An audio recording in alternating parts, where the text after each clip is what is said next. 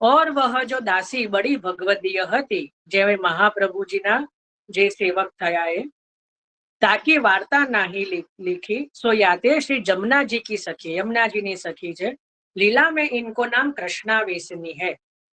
सदा कृष्ण के स्वरूप को आवेश रहे तो सो द्वापर में विदुर जी की स्त्री यह है, सो ठाकुर जी में अत्यंत स्नेह, विदुर जी के घर बिना बुलाए जाते, सो अब दामोदर दास के यहाँ आई, सो दामोदर दास के व्याह में आई, याकू पुष्टि संबंध भयो, सो मानसी में मगन रहती।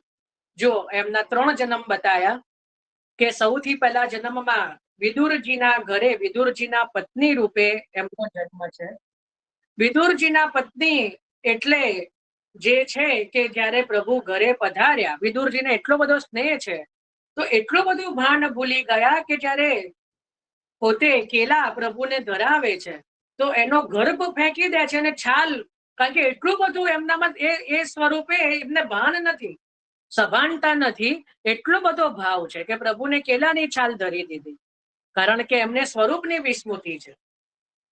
અને એ જ બીજા જન્મે અહીંયા જે છે એ દામોદર દાસજીના ત્યાં જે એમના જે વિવાહમાં એમના ઘરે એ દાસી બનીને આવ્યા અને લીલામાં તો શ્રી યમુનાજીના સખી છે કૃષ્ણાવેશીની।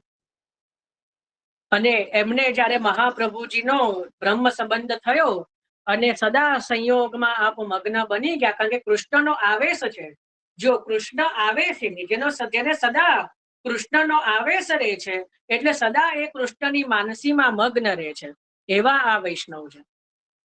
सो एक दिना दामोदर दास सेवा करत में मन में आई, जो नक्काश में जाए घोड़ा खरीदिए, ताही समय एक वैष्णव दामोदर दास को मिलन पुआयो, तब उन्होंने कही कि नकाश में घोड़ा खरीदन गए हैं।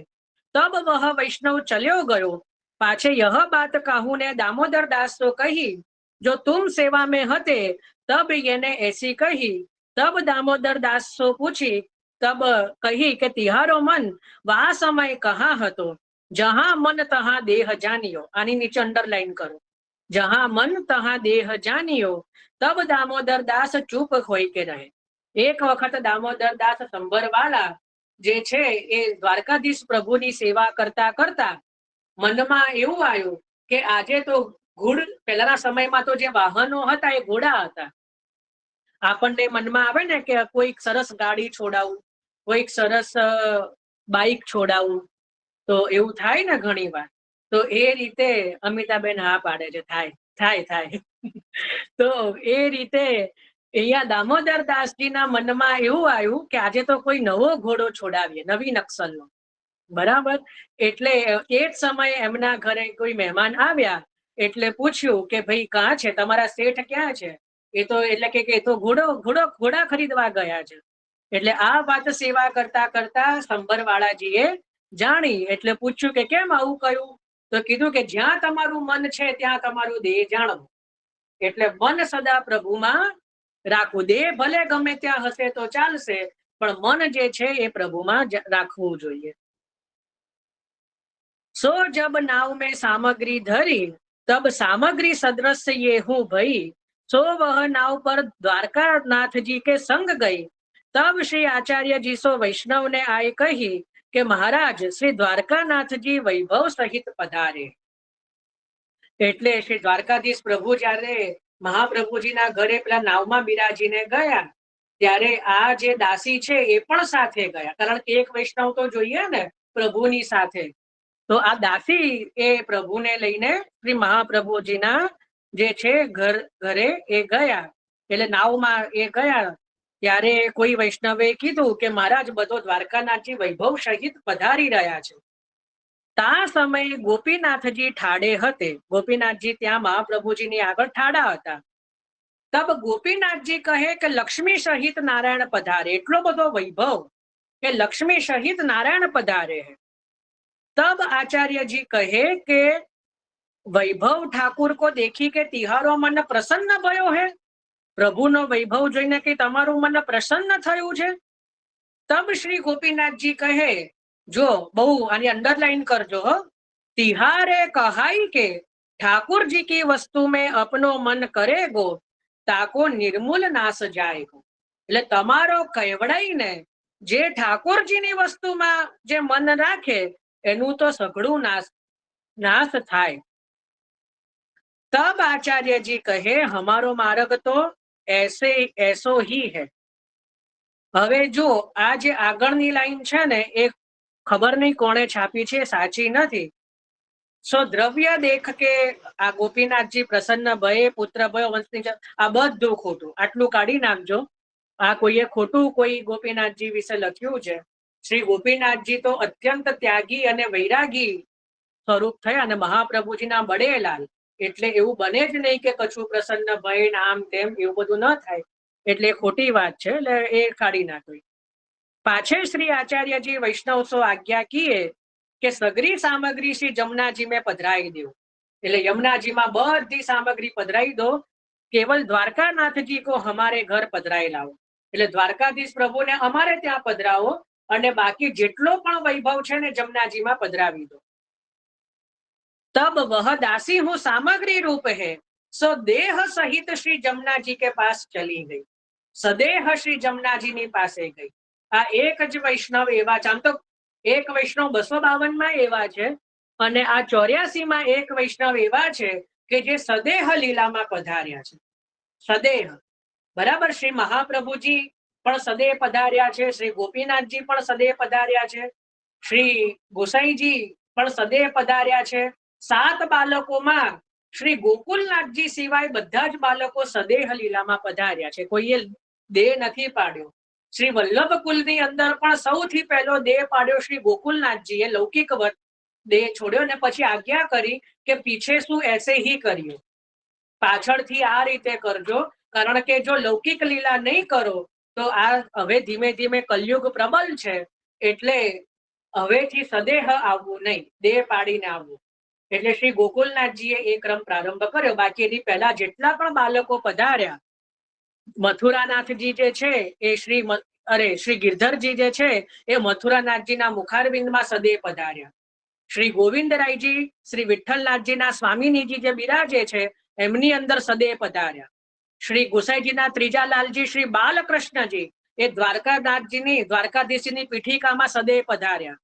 શ્રી રઘુનાથજી શ્રી ગુસાઈજીના પંચમલાલ શ્રી રઘુનાથજી ચંદ બાવાના મુખારવિંદમાં સદેહ પધાર્યા. શ્રી ગુસાઈજીના છઠ્ઠા લાલજી યદુનાથજી એ શ્રી યમુનાજીમાં સદેહ પધાર્યા. કારણ કે યમુનાજીનું સ્વરૂપ છે ને, એટલે શ્રી ગોકુલની અંદર ઠકરાણી ઘાટે શ્રી યમુનાજીની અંદર સદેહ લીલામાં પધાર્યા એવું વર્ણન છે. અને શ્રી ગુસાઈજીના સપ્તમલાલ શ્રી ઘનશ્યામજી એ તો વિરહ કરી, કારણ કે મદન મોહનજી ચોરીમાં પધાર્યા એટલે વિરહ કરીને જે મદન મોહનજીના એક સ્વામીનીજી દક્ષિણ ભાગના ચોરીમાં નથી પધાર્યા, એ ગુપ્ત રીતે બિરાજતા હતા, એ સ્વામીનીજીની અંદર સદેહ પધાર્યા. આટલા સ્વરૂપ જે છે એ ક્યારે એમને દેહ પાડ્યો નથી. ગુસાઈજીના 7 લાલજીમાંથી 6 લાલજી સદેહ પધાર્યા. એની પહેલા શ્રી મહાપ્રભુજી તો સંન્યાસ ગ્રહણ કર્યો એટલે ગંગાજીની અંદર સદેહ પધાર્યા. આસુર વ્યામો લીલા બધાને ખબર છે. એના પછી શ્રી ગુસાઈજી શ્રી ગુસાઈજી જે છે એ પણ સદેહ પધાર્યા છે. ગિરિરાજજીની કંદરામાં પધાર્યા, એ પણ બધાને ખબર છે.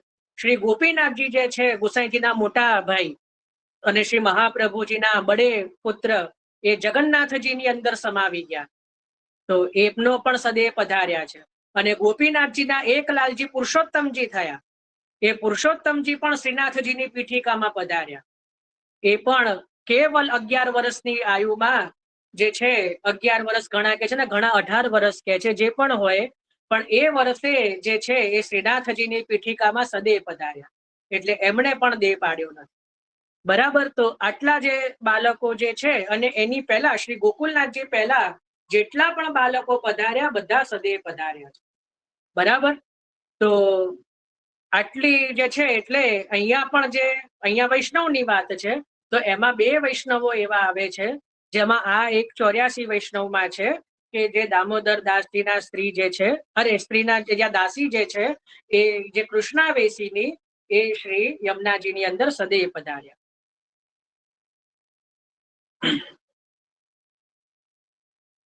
श्री द्वारकानाथ जी श्री आचार्य जी के घर विराजे, ऐसे इसकी दासी की अलौकिक बात હતી, સો લોગન મેં વિરુદ્ધ સી લગી, લોકો માને નહીં. એટલે લોગન મેં વિરુદ્ધ સી લગી, તાતે ગોકુલનાથજીને પ્રકાશ નહીં કિયો, સામગ્રી રૂપ કયો. એટલેથી સમજી જવાનું. પાછે કાહુ વૈષ્ણવને શ્રી આચાર્યજી સો બિનતી કીની, મહારાજ સામગ્રી તો દામોદર દાસ કી સ્ત્રીને પઠાઈ હતી, સો આપ અંગીકાર क्यों नहीं किए. तब आचार्य जी कहे कि उसको बेटा मलेच्छ है, सुन के आवे झगड़ो करे, और द्रव्य सबको मूल है, सो दामोदर दास स्त्री ने पठायो, श्रो महाराणी जी को अंगीकार करायो. એટલે મહારાણીજીને અંગીકાર પણ કરાવી દીધું અને લૌકિક ઝઘડા હું મિટાવ્યું. એનો છોકરો ઝઘડવા આવે તો કે જા યમુનાજી માંથી લઈ લે, અમે નથી રાખ્યું દ્રવ્ય. એટલે લૌકિક ઝઘડા હું મિટાવ્યો. પાછે કાહુ વૈષ્ણવને સ્ત્રીને હું દે છોડી, ઇનકી બાત કહી. તબ શ્રી આચાર્યજી કહે, સ્ત્રી પુરુષ ભલે વૈષ્ણવ ટેક કે હતે. આ જે દામોદરદાસ સંભરવાલાના જે છે ને એમના સ્ત્રી એ બહુ સારા વૈષ્ણવ, ટેકના વૈષ્ણવ થયા એમ કરીને વખાણ કર્યા. બરાબર. તો આ રીતે જે છે ત્રીજા વાર્તાજી 84 વૈષ્ણવની અંદર એ સંપૂર્ણ રીતે વિરામ થયા. તો આપણે હવે જ્યારે આગળ મહાપ્રભુજીના ઉત્સવ પછી વાર્તા ચોથા પ્રારંભ કરીશું. કાલે આપણે કાલનો દિવસ જે છે એમાં આપણે શ્રી મહાપ્રભુજીના ઉત્સવનો ક્રમ સમજીશું. ઉત્સવ આવી રહ્યો છે તો, અને થોડું ઉષ્ણકાલીન સેવાની પણ ચર્ચા કરીશું. બરાબર. તો એ આપણે કાલે સત્સંગમાં એ રીતે લેવાનું છે. કાલે આપણે સેવા વિષયક, અને કોઈને સેવા વિષયક પ્રશ્ન હોય તો તૈયાર રાખજો વિચારીને. જો સેવા વિષયક પ્રશ્ન હશે તો લઈશું. બરાબર. પણ અટપટા નહીં, પૂછવા જેવા પ્રશ્ન હોય એ એવા પૂછજો. એકવાર આપણે આવો ક્રમ લીધો હતો પ્રશ્નોત્તરીનો. તો કાલે હવે આમાં કોઈને કઈ પ્રશ્ન હોય, ચર્ચા હોય તો પૂછી લો. વર્ષાબેન અને હંસાબેન નો હેન્ડ રેઝ છે, પણ પહેલાનો છે કે પછી ખબર નથી.